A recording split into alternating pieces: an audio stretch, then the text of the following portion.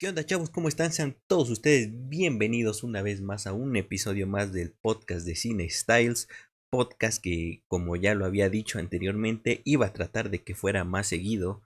Pero sinceramente, estas últimas semanas, ha pasado un mes desde el último podcast, estas últimas semanas no ha habido absolutamente nada de qué hablar. Bueno, sí un par de cosas. Se estrenó Dune parte 2 que digámoslo, para infortunio de mí, no había visto Doom parte uno y entonces me di a la tarea de ver Doom uno y la verdad es que, siendo honestos, no me gustó. Entonces, no le vi el chiste a...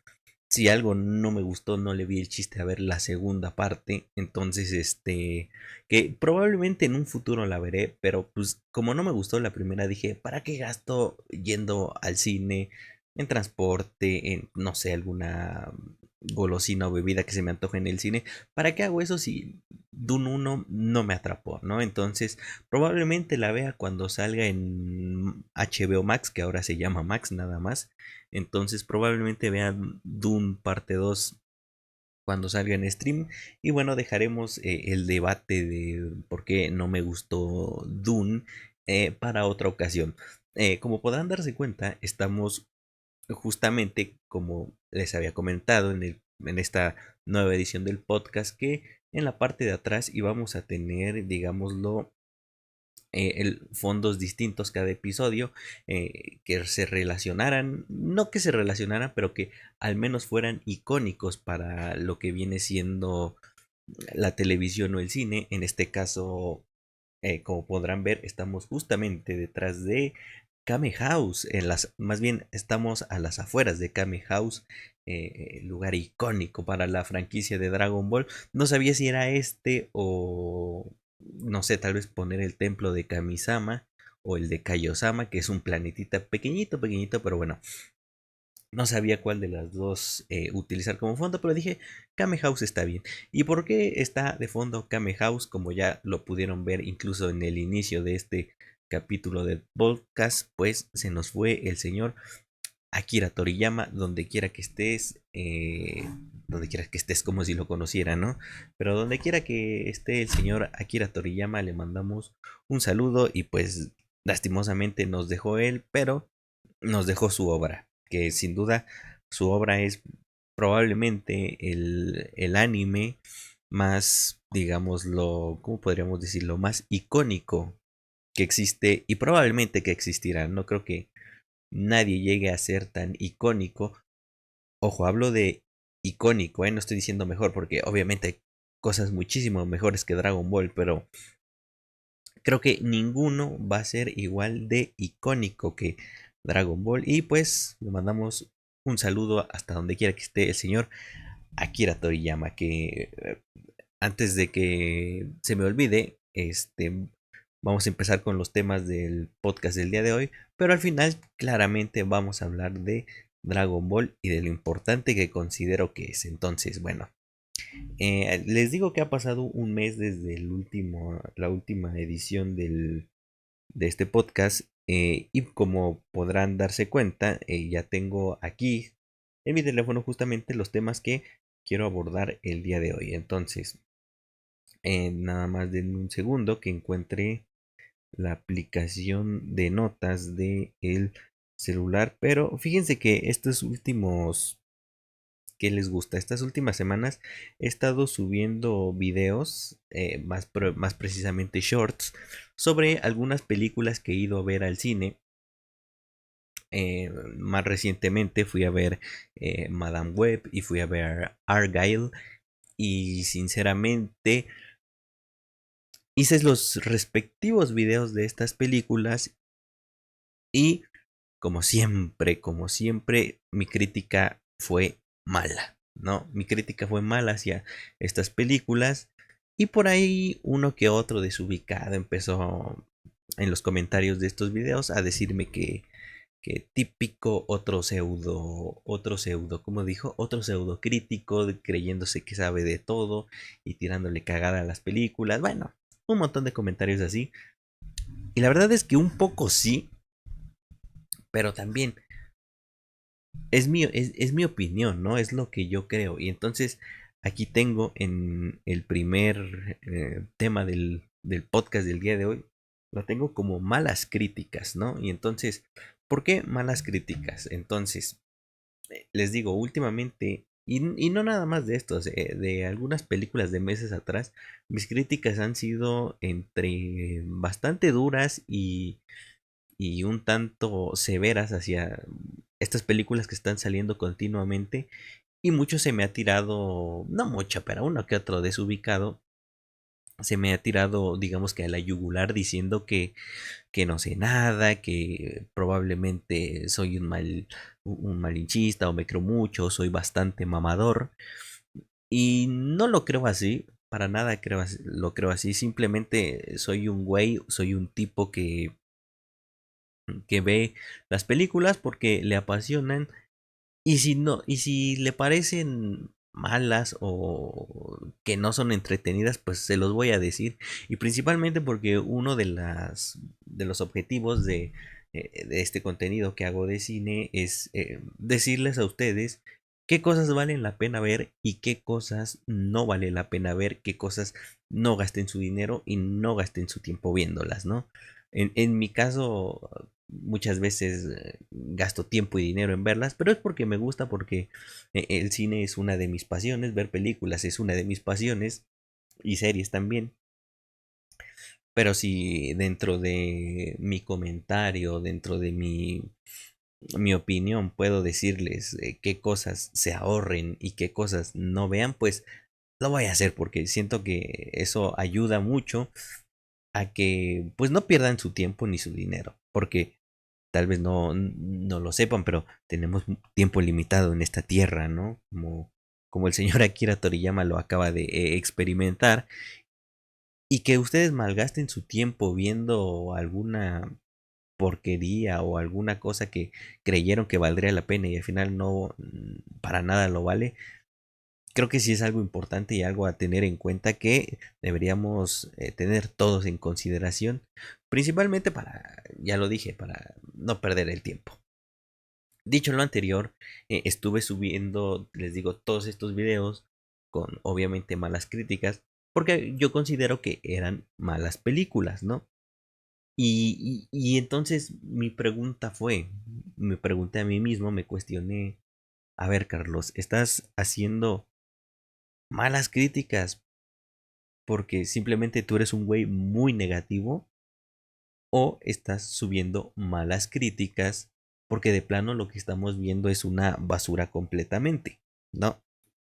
Es válido entrar en ese cuestionamiento y después de mucho pensarlo, creo que tal vez muchas veces sí soy un poquito más severo, pero tiene que ver mucho con creo yo que qué tan severo seas con ciertas cosas que ves o qué tan exigente seas con ciertas cosas que ves, tiene que ver mucho con, digámoslo, todo el tipo de contenido que has consumido. Voy a dar un ejemplo. Tú puedes ver, digamos, ni siquiera vamos a ponerle nombre, una película X que es bastante entre malita, es entretenida, pero es entre mala y mediocre en el cine, ¿no? Tú puedes entrar a verla y si por ejemplo tú no has visto películas o series que son consideradas obras maestras o que están muy cabronas, que están excelentes, si tú no las has visto y entras a ver la película X que es bastante mediocre pero es entretenida, probablemente se te haga muy buena, ¿no? Se te haga muy extraordinaria, de wow, increíble. Pero si esto mismo pasa y tú ya viste cosas que son obras maestras o que son excelentes o que son icónicas, pues vas a entrar a ver esta película X y se te va a hacer una porquería totalmente, ¿no? Entonces creo, no estoy diciendo que yo vea obras maestras a cada rato y así, pero creo que esto influye mucho en cómo la gente percibe o no las películas. Por ejemplo, les digo, yo vi, es que no quiero hablar de Dune todavía, pero les voy a decir, les voy a decir lo voy a decir ya, total. Yo vi como 2 o 3 días antes vi porque pasó en la tele la película de Milagros Inesperados. Una película que he visto muy pocas veces y cada que la veo me impresiona y me maravilla y me encanta mucho más, ¿no? Yo la vi y cada que termino de ver esa película es, qué película tan chingona, qué película tan cabrona, ¿no? No, esto es otra cosa. Y entonces veo Dune parte uno y Dune se me hizo, sobre todo la primera hora, como la primera hora y 10, se me hizo soporífera, se me hizo un ritmo muy lento, muy aburrido. Claro, no está mal, y creo que Dune no es mala, pero sí creo que tiene un ritmo bastante malo, ¿no? Al menos Dune uno, no he visto Dune dos. Y muchas veces creo que eso influye porque tú ves cosas que son muy buenas y ves otras que igual y no son tan malas, pero como no es tan impresionante como lo que ya viste, se te hace aún mucho más mala, ¿no? Y entonces estas malas críticas tienen que ver con que yo vengo, bueno, no hace mucho, por ejemplo, no hace mucho vi todo Shingeki no Kyojin, Attack on Titan, como prefieran decírselo. Yo lo vi en tiempo récord, no lo sé. Vi Milagros Inesperados, también hace no mucho. Y eso lo traspolo a cuando veo, por ejemplo, cuando fui a ver al cine Argyle, que se me hizo una porquería, una basura totalmente. Argyle, si no recuerdan, es esta película protagonizada por Henry Cavill. En teoría le iban a no protagonizar, pero iban a salir Henry Cavill y Dua Lipa. Y Henry Cavill y Dua Lipa salen de 3 a 5 minutos a lo mucho, ¿no? Entonces, una porquería totalmente, porque engañan a la gente. Incluso en los pósters tienen a Henry Cavill y a Dua Lipa hasta delante de los pósters, así como si fueran los protagonistas.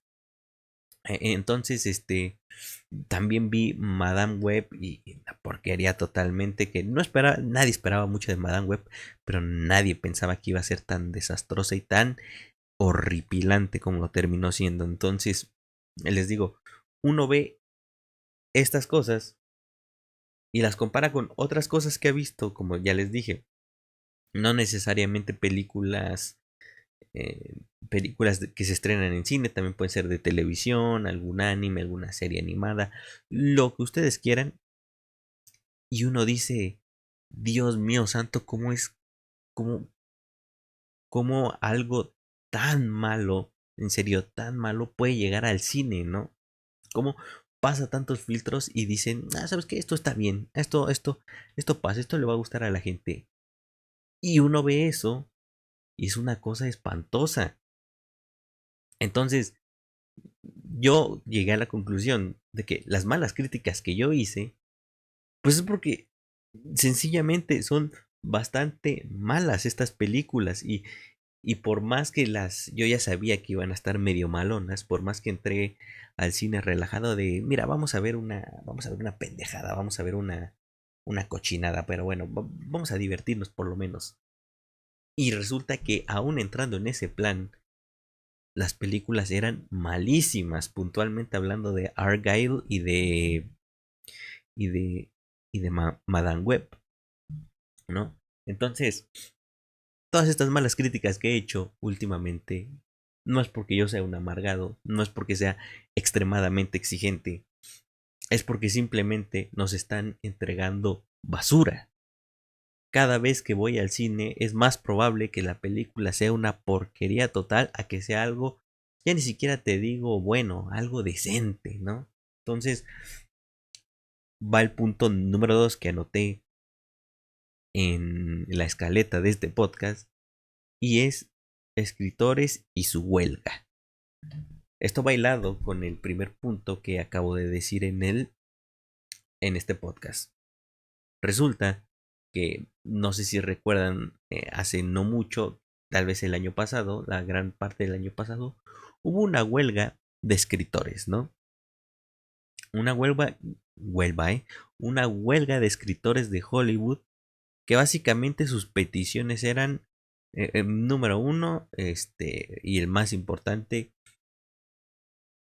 que se les diera preferencia a ellos sobre las inteligencias artificiales, porque muchos estudios empiezan a meter inteligencias artificiales para hacer sus guiones, en teoría, ¿no?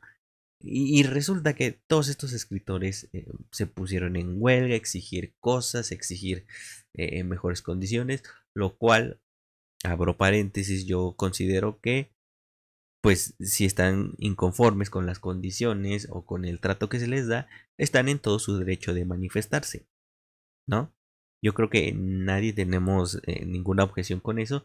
Si hay injusticias, tienen que manifestarse, externarlas y buscar que les den solución, ¿no? Entonces, eso es un punto, eso yo lo veo bien, eso yo no le veo problema.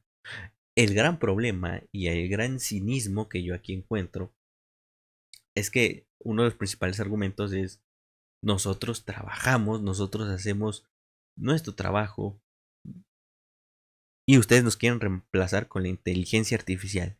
Y es aquí donde lo conecto con el primer punto y es con qué cara, con qué vergüenza dices esto cuando las historias y los guiones y las tramas de las nuevas películas, la mayoría son una porquería total, la mayoría son mediocres, son bastante simplonas, son porquerías totalmente como Argyle o Madame Web o por ahí varias, o la mamada esa de, de Winnie Pooh, miel y sangre, cosas así. Digo, ¿cómo se atreven a decir que su trabajo es de calidad? ¿Cómo exigen tanto si el trabajo no lo demuestra? ¿No? Que yo entiendo que tienen que tener sus prestaciones y tienen que abogar por su trabajo y luchar por su puesto, pero también échenle ganas, o sea, cada vez estamos viendo más basura, cada vez estamos viendo cosas tan sencillas, cosas que son un insulto a la inteligencia del espectador, que prácticamente siento, yo veo muchas cosas que por ejemplo en Marvel, muchas historias, sobre todo las recientes, que yo digo, ¿es en serio? ¿Es en serio? Parece que un niño está dando las ideas, parece que ni siquiera un niño de secundaria, ni siquiera de primaria, daría ideas tan absurdas, o tal vez sí, estas típicas de, ay, luego que el personaje haga esto y haga lo otro, y muchas veces no tiene sentido alguno, entonces yo digo, ¿por qué? Porque en serio, ¿por qué se ponen tan exigentes cuando su trabajo es tan mediocre, no? Y aclaro, tiene que ver con que también las productoras, supongo que están a marchas forzadas tratando de sacar la próxima gran tendencia, la próxima película que los lleve a ganar millones. Y si se dan cuenta, últimamente la gente ya va mucho menos al cine, ya no se rompen los récords de taquillas como se rompieron antes de la pandemia, porque después de la pandemia esto cambió muchísimo y la gente dejó de ir constantemente al cine, ¿no? Entonces, sí es bastante, deja mucho que pensar más bien esto de que los escritores exijan tanto y su trabajo sea tan mediocre, en serio,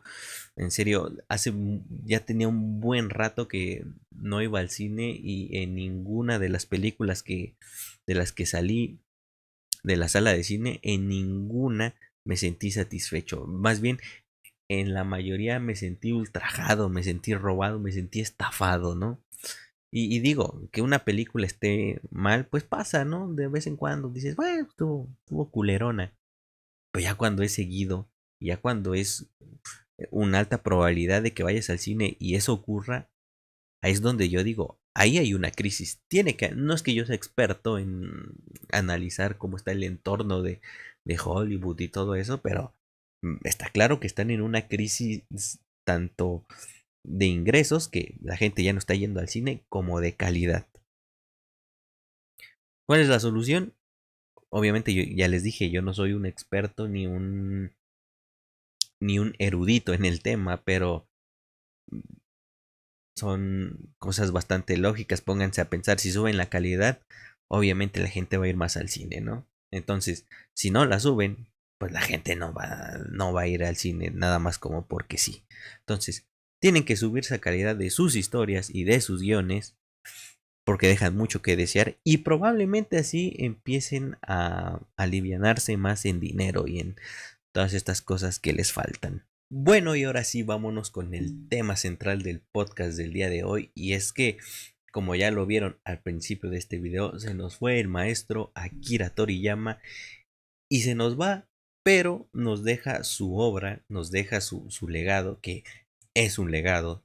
A quien diga, oh, sería sobrevalorada, porque he visto o me percaté que durante este acontecimiento del fallecimiento de Akira Toriyama, hubo mucho, no sé si decirlo ardido, mucho, no sé, mucho hater de Dragon Ball diciendo, no, serie sobrevalorada y serie, ya saben, típico hater haciendo menos las cosas que no hay ni cómo decirlo, no hay argumentos para hacerlas menos, como en este caso Dragon Ball.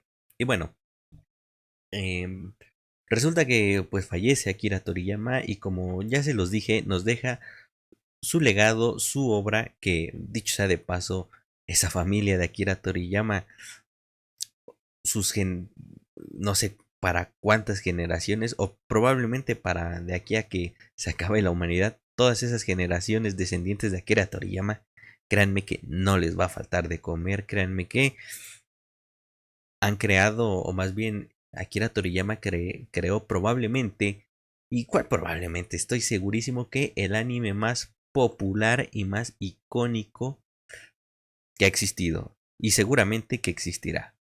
Pero bueno, regresando a lo primordial, ¿qué es lo que hace, qué es lo que hizo a Dragon Ball tan especial?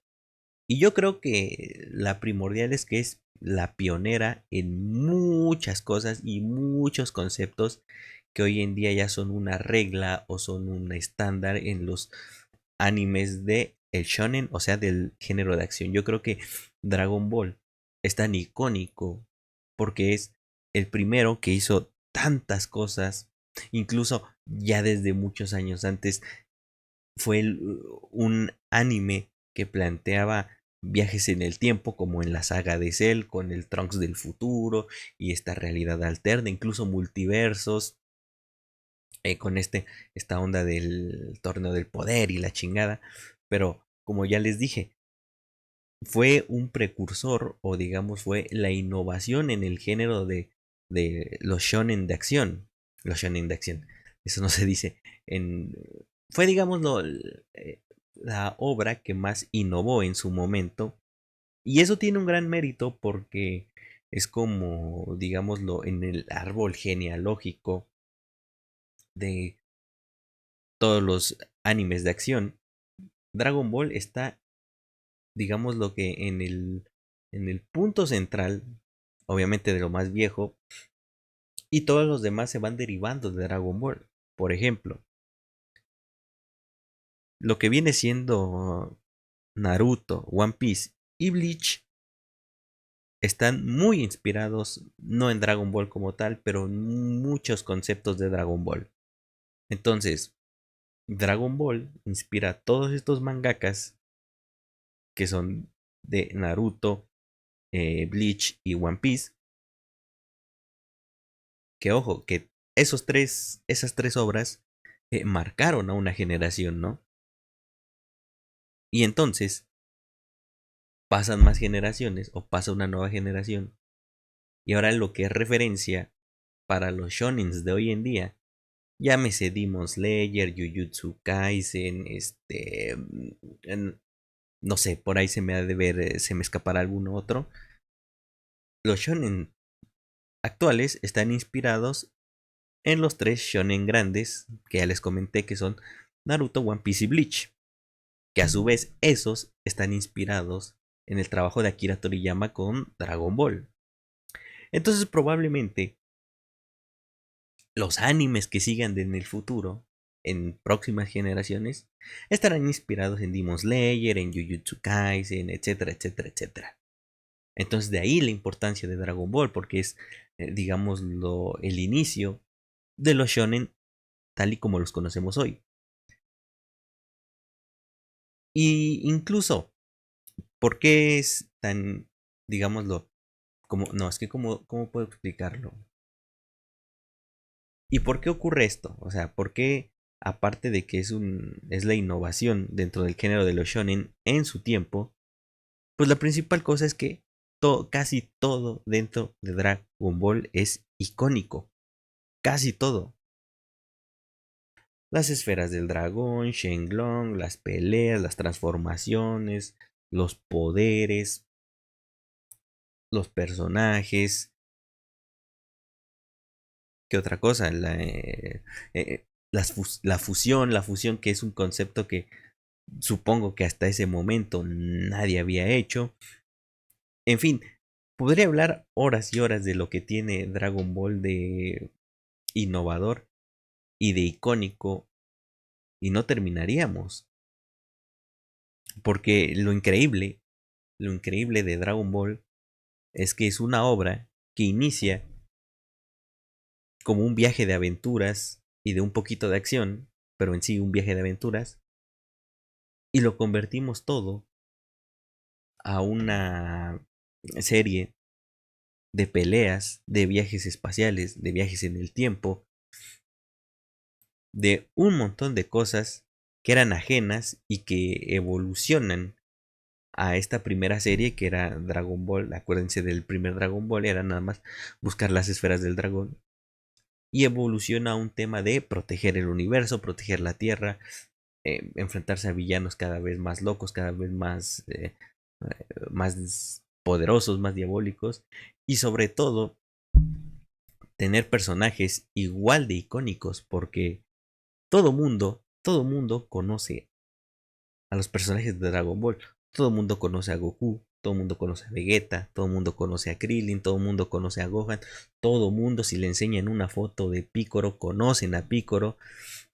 Es una obra que evidentemente también le ayudó a trascender muchísimo, que fue, fue, digámoslo, propagada o fue viralizada del boca en boca y a la televisión abierta, porque yo no sé si actualmente un anime como por ejemplo Jujutsu Kaisen llegue a pasar en televisión abierta.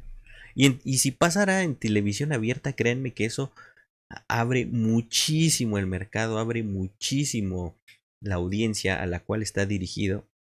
Porque seamos honestos, por más que tengas el Crunchyroll Premium, la mayoría de las personas no lo tiene. La mayoría de las personas mainstream no tiene acceso a un servicio de streaming como Crunchyroll. Entonces, por ejemplo, que Jujutsu Kaisen se haga algo que actualmente es algo súper mainstream y súper reconocido. Imagínense si estuviera en tele abierta, ¿no? Y yo no sé si también estar en tele abierta te asegure la viralidad que tuvo Dragon Ball, por ejemplo. Incluso, ¿qué tan importante es Dragon Ball que mucha gente que no le gusta el anime y que no le va a gustar el anime conoce y le gusta Dragon Ball, pero no le gustan otros animes? Y es algo que pasa con muy pocas series, o si acaso Dragon Ball es la única. No pasa con ninguna otra. Me ha tocado, en los tiempos en los que Dragon Ball pasaba en el Canal 5, me había tocado ir al mercado, a la fondita, ir a donde ustedes quieran. Y si estaba Dragon Ball, estaba en las teles. Y no nada más de hombres, de mujeres, de señoras en el mercado, de muchas personas que son ajenas al mundo del anime, al mundo otaku, conocen y les gusta Dragon Ball. Y yo no sé si haya otro anime o otra obra que pueda ser similar a eso. Probablemente Malcolm el del medio, pero no son obras comparables porque una es una sitcom americana y el otro es un anime, un shonen. Entonces, pero de que formaron una reacción similar en el público, al menos en el público mexicano, pues no hay otro. O sea, no hay otro comparable con Dragon Ball. Y es de ahí que viene la importancia de Dragon Ball y por qué la obra que dejó Akira Toriyama seguramente es la más importante en el género de, ni siquiera del anime de acción, sino en anime en general. Es probablemente el más famoso, el más icónico. Y si lo es por algo. O sea, todos estos mundos, todas estas personas que dicen que anime sobrevalorado, este anime tiene muchos fallos. Pues si tiene fallos, pues obviamente, o sea, nadie ha dicho, al menos yo digo, yo me incluyo, yo nunca he dicho que Dragon Ball es perfecta. Dragon Ball es icónica, que es lo más importante que tiene. Y mucha gente dice, no, es que tiene muchos fallos, es que mira cuántos episodios son, cuánto relleno hay. Y la cosa es que Dragon Ball no tiene tantísimo relleno, pero sí tiene algo que tiene capítulos muy lentos y que las tramas y las sagas duran muchísimo, podrían durar mucho menos. Pero bueno, ya está hecho, ya es algo icónico, es algo que ya estamos acostumbrados, o sea, es algo que va dentro del paquete de ser Dragon Ball, que las cosas se alarguen demasiado. Esa pelea en Namekusein contra Freezer dura milenios, dura siglos. Tardarías días viéndola. Entonces, no creo que esas críticas sean justas porque Dragon Ball es de una época donde no es como ahora de animes de 13 episodios por temporada y vámonos, uno a la semana y se acabó. No, Dragon Ball viene de otra era y no es comparable porque dicen, bueno, es que Dragon Ball tiene muchos errores, pero pues era el único que había, no había otro anime que estuviera a su altura o similares en esos tiempos, entonces, pues ¿cuál era el parámetro, no? Obviamente, pues les digo, empezaron a salir estos nuevos shonen y estos shonen empezaron a mejorar la fórmula de Dragon Ball, a mejorar los aspectos que tenía Dragon Ball. Pero de que Dragon Ball es la punta, el núcleo, eso es lo que quería decir, que Dragon Ball es el núcleo de todos los animes de acción modernos, lo es. Y ya los nuevos, malo que no lo hicieran, ya los nuevos mejoran la fórmula, mejoran el ritmo, le dan más trasfondo a sus personajes. Pero vamos, no lo harían si no tuvieran a Dragon Ball como este ejemplo, como este núcleo de los shonen en general, ¿no? Y es por eso que Dragon Ball, al menos en mi opinión, es icónico y siempre lo será y probablemente no vaya a haber, me atrevo a decir esto, no vaya a haber en la historia otra obra que sea igual de icónica que Dragon Ball. No lo va a haber ni hoy ni nunca probablemente. Y miren que les habla alguien que ama lo moderno, ama que las cosas se renueven, que tomen la batuta de las cosas viejas, que ama la innovación. Y en mi caso yo amo Bleach, Bleach es mi anime favorito, pero que sea mi anime favorito no me ciega y no me fanatiza para admitir que Dragon Ball es insuperable. Al menos no en temas técnicos ni en temas de calidad. Obviamente hay muchas cosas que pueden superar a Dragon Ball, pero en tema de iconicidad y tema de, digámoslo, tema para la posteridad, nada va a ser más popular y nada va a ser más icónico que Dragon Ball. Y bueno, ha terminado el episodio del podcast del día de hoy. Es todo lo que quería decir. Esta vez duró muy poquito, pero espero que les haya gustado. Espero que se hayan entretenido. Espero que no me haya trabado tanto. Pero bueno, muchas gracias por estar en el podcast del día de hoy y nos vemos hasta la próxima.